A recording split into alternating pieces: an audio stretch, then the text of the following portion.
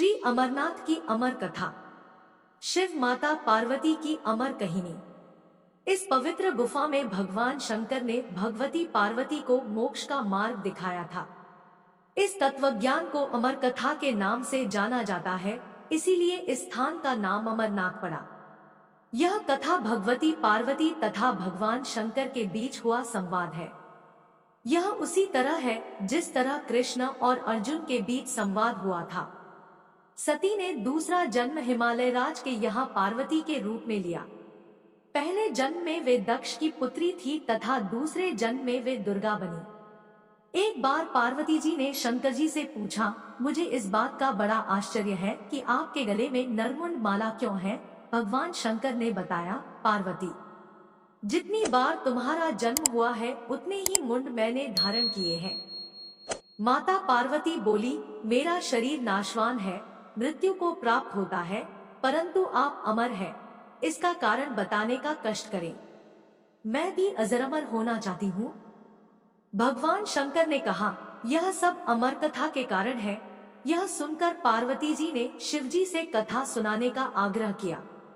बहुत वर्षों तक भगवान शंकर ने इसे टालने का प्रयास किया, लेकिन जब पार्वती की जिज्ञासा बढ़ गई तब उन्हें लगा कि अब कथा सुना देना चाहिए।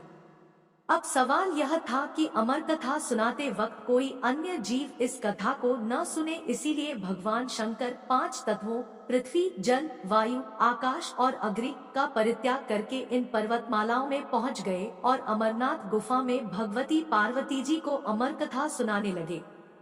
अमरनाथ गुफा जाते वक्त शिवजी ने इनको त्याग दिया। अमरनाथ गुफा की ओर जाते हुए वे सर्वप्रथम पहलगाम पहुँचे, जहां उन्होंने अपने नंदी बैल का परित्याग किया। तत्पश्चात चंदनवाड़ी में उन्होंने अपनी जटा केशों से चंद्रमा को मुक्त किया। शेषनाग नामक झील पर पहुंचकर उन्होंने अपने गले से सर्पों को भी उतार दिया। प्रिय पुत्र श्री गणेश जी को भी उन्होंने महागुनस पर्वत पर छोड़ देने का निश्चय किया। फिर पंचतनी पहुंचकर शिवजी ने 5 तत्वों का परित्याग किया। सब कुछ छोड़कर अंत में भगवान शिव ने इस अमरनाथ गुफा में प्रवेश किया और पार्वती जी को अमर कथा सुनाने लगे। जब भगवान शंकर इस अमृत ज्ञान को भगवती पार्वती को सुना रहे थे तो वहां एक शुक हरा कटफोड़वा या हरी कंठी वाला तोता का बच्चा भी यह ज्ञान सुन रहा था। पार्वती कथा सुनने के बीच बीच में हुंकारा भरती थी। पार्वती जी को कथा सुनते सुनते नींद आ गई और उनकी जगह पर वहां बैठे एक शुक ने हुंकारी भरना प्रारंभ कर दिया। जब भगवान शिव को यह बात ज्ञात हुई तब वे शुक को मारने के लिए दौड़े और उसके पीछे अपना त्रिशूल छोड़ा। शुक जान बचाने के लिए तीनों लोकों में भागता रहा। भागते भागते वह व्यास जी के आश्रम में आया और सूक्ष्म रूप बनाकर उनकी पत्नी वटिका के मुख में घुस गया। वह उनके गर्भ में रह गया। ऐसा कहा जाता है कि ये 12 वर्ष तक गर्भ के बाहर ही नहीं निकले। जब भगवान श्री कृष्ण ने स्वयं आकर इन्हें आश्वासन दिया कि बाहर निकलने पर तुम्हारे ऊपर माया का प्रभाव नहीं पड़ेगा, तभी ये गर्भ से बाहर निकले और व्यास जी के पुत्र कहलाए।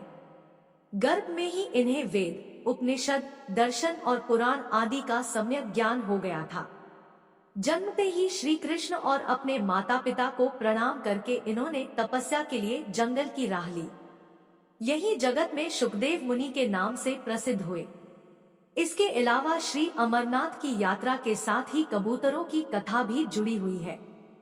इस कथा के अनुसार एक समय महादेव संध्या के समय नृत्य कर रहे थे कि भगवान शिव के गण आपस में ईर्ष्या के कारण कुरु शब्द करने लगे।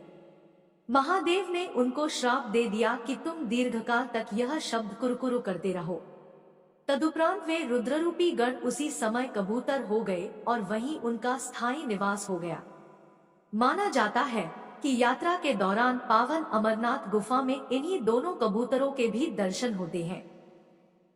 यह आश्चर्य ही है कि जहां ऑक्सीजन की मात्रा नहीं के बराबर है और जहां दूर दूर तक खाने पीने का कोई साधन नहीं है, वहां ये कबूतर किस तरह रहते होंगे।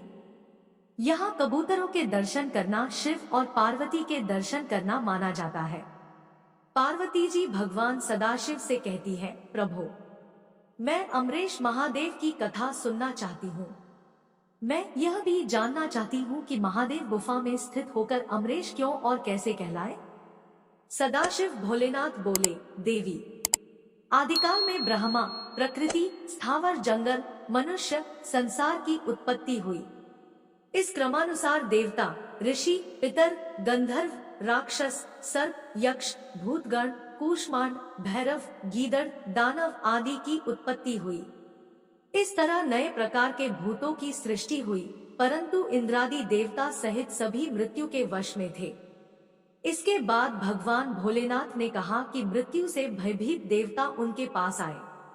सभी देवताओं ने उनकी स्तुति की और कहा कि हमें मृत्यु बाधा करती है, आप कोई ऐसा उपाय बतलाएं जिससे मृत्यु हमें बाधा न करे। तब सदाशिव ने अपने सिर पर से चंद्रमा की कला को उतारकर निचोड़ा और देवगणों से बोले, यह आप लोगों के मृत्यु रोग की औषधि है। उस चंद्रकला के निचोड़े से पवित्र अमृत की धारा बह निकली और वही धारा बाद में अमरावती नदी के नाम से विख्यात हुई। चंद्रकला को निचोड़ते समय भगवान सदाशिव के शरीर पर जो अमृत बिंदु गिरे वे सूख गए और पृथ्वी पर गिर पड़े। पावन गुफा में जो भस्म है वे इसी अमृत बिंदु के कण हैं जो पृथ्वी पर गिरे थे। सदाशिव भगवान देवताओं पर प्रेम न्योछावर करते समय स्वयं द्रवीभूत हो गए। देवगण सदाशिव को जल स्वरूप देखकर उनकी स्तुति में लीन हो गए और बारंबार नमस्कार करने लगे। भोलेनाथ ने देवताओं से कहा, हे देवताओं, तुमने मेरा बर्फ का लिंग शरीर इस गुफा में देखा है। इस कारण मेरी कृपा से आप लोगों को मृत्यु का भय नहीं रहेगा। अब तुम यहीं पर अमर होकर शिव रूप को प्राप्त हो जाओ। आज से मेरा यह अनादि लिंग शरीर तीनों लोकों में अमरेश के नाम से विख्यात होगा। देवताओं को ऐसा वर देकर सदाशिव उस दिन से लीन होकर गुफा में रहने लगे। भगवान सदाशिव ने अमृत रूप सोमकला को धारण कर देवताओं की मृत्यु का नाश किया, तभी से उनका नाम अमरेश्वर प्रसिद्ध हुआ। यदि आपको यह वीडियो अच्छी लगी है तो एक लाइक और एक सब्सक्राइब कर दीजिए और कमेंट में ओम अमरेश्वर नोमा लिखना न भूलिए। वीडियो को देखने के लिए दिल से धन्यवाद।